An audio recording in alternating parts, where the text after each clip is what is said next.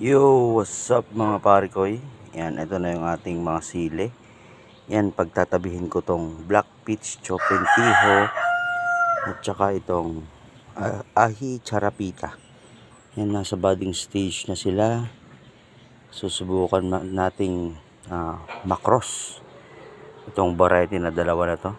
Yan. Try natin kung anong kalalabasan. Yan, itong ahi charapita natin ay orange ang bunga. At ito naman, black naman ang pods ang bunga. Tignan natin kung makocross natin to. Yan, pinagtabi ko lang sila. Yan. Since may bulaklak na to, habol na lang tong isa. Yun, so abangan natin mga pare ko. Let's go!